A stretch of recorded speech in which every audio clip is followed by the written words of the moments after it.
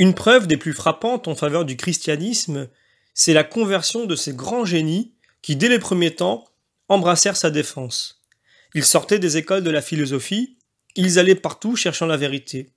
Ils s'arrêtent tout à coup devant la doctrine du Christ, ils l'embrassent avec transport, ils bravent la mort pour la défendre, alors paraissent donc avec tous les caractères de vérité qui ne laissent plus aucun doute à l'esprit. La beauté de la doctrine qu'ils entrevoient, la sublimité des vertus qu'ils ont sous les yeux les étonne. Ils examinent, ils raisonnent, et plus ils cherchent à approfondir, plus ils restent convaincus qu'il n'y a rien de l'homme dans ce qu'ils découvrent. Qu'ici, tout est divin. La droiture de l'âme unie à la docilité de cœur seconde la grâce. Ils en deviennent la conquête et demandent avec empressement d'être admis dans la société chrétienne. Et que lui apportent ces illustres transfuges de la philosophie et du paganisme? Une érudition prodigieuse dans tous les genres, une force de raisonnement irrésistible, une connaissance parfaite de tout ce qui se disait, s'enseignait, se pratiquait dans les écoles de la philosophie comme dans les mystères de la religion païenne, une science profonde des lois, des coutumes, des mœurs. Et tous ces précieux avantages, la Providence en fait autant d'armes victorieuses qu'elle retourne contre l'erreur au profit de la vérité. Quel intérêt s'attache à leurs éloquents plaidoyers? Tout l'aurait connu. La philosophie avec tous ses systèmes, le paganisme avec toutes ses absurdités, et le christianisme avec son ensemble si parfait dans son unité. Ils présentent toutes les pièces du procès. D'une part, l'idée la plus sublime, la plus majestueuse, la plus digne qu'on puisse se faire de la divinité. De l'autre, ce qu'on peut imaginer de plus absurde, de plus indécent, de plus propre à la dégrader. D'une part, les notions les plus saines, les plus liées, les plus consolantes pour la raison. De l'autre, des fables dénuées de tout fondement, de toute vraisemblance, de tout bon sens. D'un côté, la sagesse de Dieu dans le gouvernement de ses créatures, dans ses lois qu'il leur impose, dans la fin à laquelle il les destine.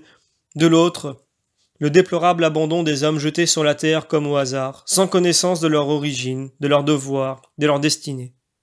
Ici, l'admirable spectacle des vertus les plus pures, les plus héroïques et les plus capables de rapprocher l'homme de la divinité.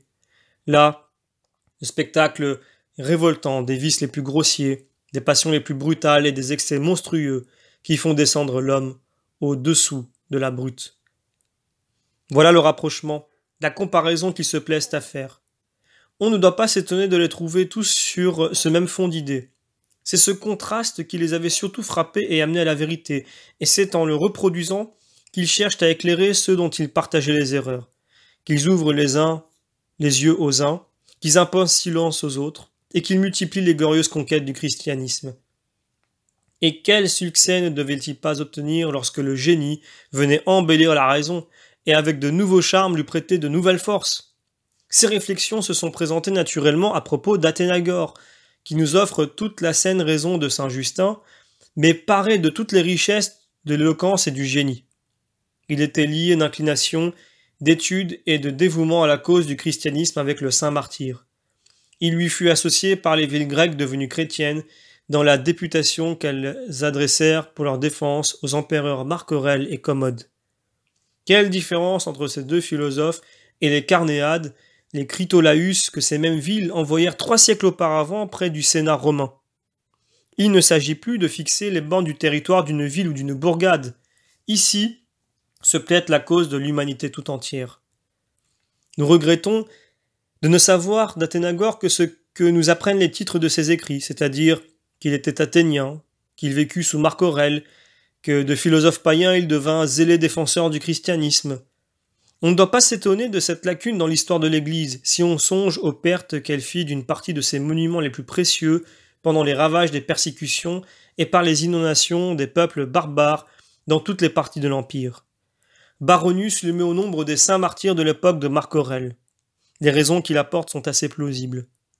On sait que, sous ce règne où la philosophie semblait assise sur le trône, l'animosité des peuples contre le non chrétien et la servile complaisance des magistrats n'en multipliaient pas moins les édits de persécution.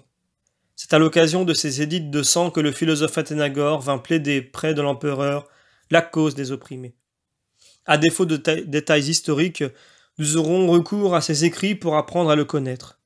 Son apologie à l'empereur Marc Aurèle et son traité sur la résurrection des morts, des seuls ouvrages qui nous restent de lui, nous offriront des preuves incontestables de sa force d'âme, de la beauté de son génie, de sa brillante éloquence et de sa vaste érudition.